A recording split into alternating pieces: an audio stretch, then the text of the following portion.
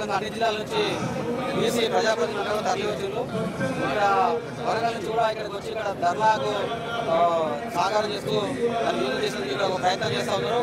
ప్రధాన ఉద్దేశం ఏంటంటే బీసీలకు 42% రిజర్వేషన్లు అమలు చేయాలి, ఒక చట్టం తీసుకురావాలి, కామారెడ్డి డిక్లరేషన్ ఇక్కడ అమలు చేయాలని చెప్పేసి ఇక్కడ వాళ్ళు ఒక ధర్నా చేస్తూ ఉన్నారు.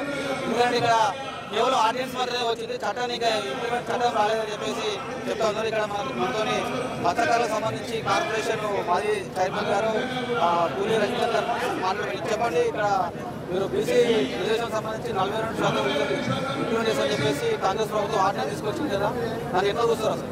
ఆర్డినెన్స్ తీసుకొచ్చింది ఎక్కడ? ఆర్డినెన్స్ లేదు, ఏం లేదు. అందరినీ తప్పు బీసీలను ఆగం చేసేందుకు, అన్యాయం చేసేందుకే ఈ యొక్క ప్రభుత్వం ఏర్పడ్డది. మీరు చెప్పిన చేసేది అధికార కాంగ్రెస్ పార్టీ వాళ్ళకు ఒక అహంకారంతో ఇది చేసేది బీసీ రిజర్వేషన్ అని చెప్పని ఎలక్షన్ల ముందు బీసీలకు అందరికి అన్యాయం చేసి వీళ్ళు చెప్పిన రిజర్వేషన్ కామారెడ్డి డిక్లరేషన్ కింద 42% బీసీలకు రిజర్వేషన్ చేశారనేది ఎంత మాట చెప్పి ఇప్పటి వరకు బీసీ కూడా లేదు.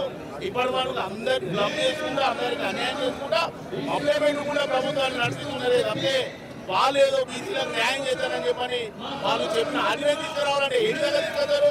చట్ట ప్రకారం అసెంబ్లీలో ముందు వీళ్ళందరికీ ఆమోదపరిచిన తర్వాతనే దాన్ని మేము మళ్ళీ పార్లమెంట్ ముందరే దాన్ని ఆర్డినెన్స్ తీసుకొచ్చే అవకాశం ఉంటుంది. మీరు చెప్పేది ఎలక్షన్ల మార్పు వచ్చేసరికి రాజకీయంగా 42% బీసీలను మధ్యపెట్టి మళ్ళీ ఎలక్షన్లో పోయి మళ్ళీ గెలిచే లేదు ఉద్యమం అనుకుంటున్నారు. 100% జరిగేది లేదు, ఉద్యమం అనేది ఆగేది లేదు. బీసీలందరం ఈ రోజు పిలుపునియగానే కాదు, ఈ రోజు ఈ విధంగా వచ్చింది. ఇది చిన్నది వాస్తవంగా జిల్లాల వారిగా అర్బన్ల వారిగా ఎక్కడికక్కడ స్తంభింపజేసి ధర్నా రాష్ట్రంలో దిగేందుకు బీసీలందరూ కూడా వెనుకాడేది లేదని చెప్పని సందర్భంగా తెలియజేస్తున్నా. 42% అనేది విద్యార్థులకు కానీ ఉద్యోగాలకు కానీ అన్నిటికీ వర్తింపజేసినప్పుడే మన గ్రూప్ 1 కూడా దాన్ని ఆగడం జరిగింది. అది ఏదైతే అన్నింటికి 42% ఈ రిజర్వేషన్ ఎప్పుడైతే ఇస్తారో అప్పుడే మా అందరికీ న్యాయం జరిగిందని చెప్పి చూస్తున్నాము. వాళ్ళ శాతం ఎంతనంటే 3% ఉన్న 4% ఉన్న వాళ్ళకు 10% కావాలంటారు. మేమున్న 60-70% ఉన్న వాళ్ళకు మాత్రమే ఇచ్చేది రిజర్వేషన్ 42 మీరు అడిగింది చెప్పింది అది కాబట్టి ఏమని అడుగుతున్నాం, అంతేగాని దాన్ని నువ్వు ఇచ్చేది లేదు. అదే మేము అధికారంలోకి వచ్చిన తర్వాత మేమైతే తీద్దామో మీరప్పుడు అంతా తీసుకోవాల్సిన అవసరం ఉంటుంది. బీసీలందరూ కూడా ఏకమయ్యే టైం వచ్చింది. ఈ 27 ఎన్నికలలో 27 కానీ 28 కానీ ఎప్పుడైతే ఎన్నికలు జరుగుతుందో అప్పుడు బీసీలందరూ బీసీల రాజ్యం వస్తుందని చెప్పని సందర్భంగా తెలియజేస్తున్నా.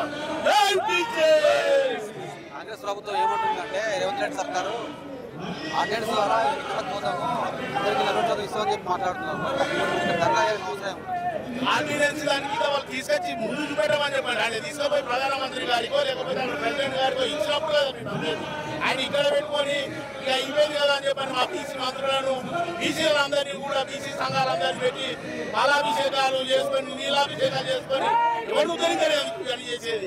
ఏది చేద్దానంటున్నావు అది తీసుకుపోయి నువ్వు అధికారికంగా నువ్వు లెటర్ మీరందరూ కలిసి కాంగ్రెస్ పార్టీ అన్ని పార్టీలు మద్దతు తెలుపుతున్నాయి కదా, నువ్వు తీసుకుపోయి అక్కడ ప్రధానమంత్రి గారికి ఇచ్చిన తర్వాత మేము నమ్ముతాం. కానీ అప్పటిదాకా నిన్ను నమ్మేది లేదు. ఇదే ధర్నాలు రాస్తారు ఒకరు ఎప్పటికీ కూడా చెప్పేసి